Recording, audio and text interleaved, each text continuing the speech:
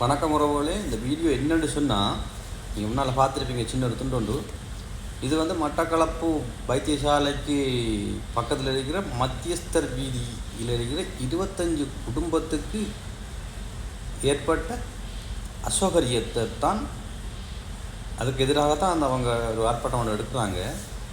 என்னென்னு சொன்னால், அந்த வைத்தியசாலைக்கு வர மக்கள் வர வாகனங்களை அதில் நிறுத்துறதுக்கு ஒரு பார்க்கிங் இருக்குது. அந்த பார்க்கிங்கை இப்போ வந்து செட் அடிக்க போகிறாங்களாம். இந்த மாநகர சபை இந்த மக்களுக்கு எதிராக எடுத்த நடவடிக்கையால் அந்த மக்கள் மாநகர சபை அவங்க வந்து பார்க்கிங் செய்ய வேணான்னு சொல்லலை. அவங்க சொல்கிறாங்க என்னென்னா செட் அடிக்க வேணான்னு சொல்கிறாங்க. செட்டு வந்து எங்களோட வீட்டுக்கு முன்னுக்கு தேவையில்லைன்னு சொல்கிறாங்க.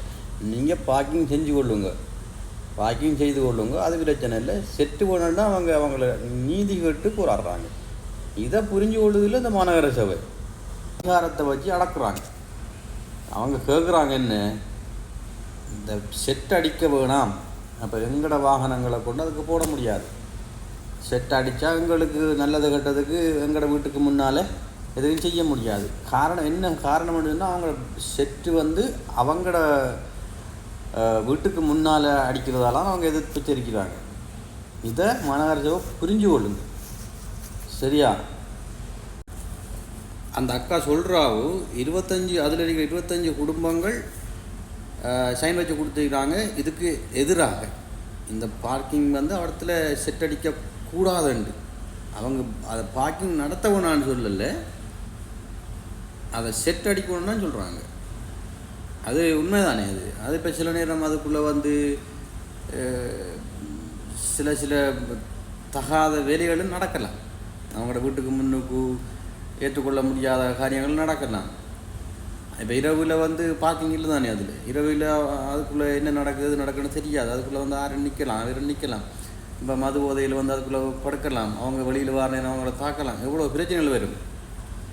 அதற்காகத்தான் அவங்க சொல்கிறாங்க இது தேவையில்லைண்டு. இதை மாநகர சபை புரிஞ்சு கொள்ளுதில்லைன்னா பிறகு என்னத்தை புரிஞ்சு கொள்ள போகிறீங்க? நீங்கள் இருக்கிற மாதிரி இப்போ வளமை போல் இருந்த மாதிரி இவ்வளோ காலம் வந்து வாகனங்கள் தரிப்பிடங்கள் தரித்தது போல் இனியும் விடுங்க.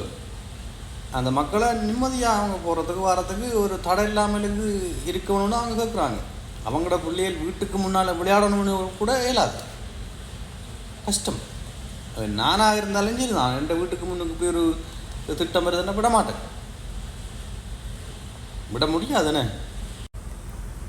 இதில் சம்பந்தப்பட்ட அதிகாரிகளும் இந்த பார்லமெண்ட் உறுப்பினர்களாவது இதுக்குரிய நடவடிக்கைகளை செஞ்சு அந்த மக்களுக்குரிய தீர்மானத்தை எடுத்து கொடுக்கும்படியாக ஏற்பாடுகள் செய்யுங்க. இது ஒரு அடாவடித்தனம். இதை புரிஞ்சு கொண்டு இந்த மக்களுக்குரிய தீர்வை கொடுங்க.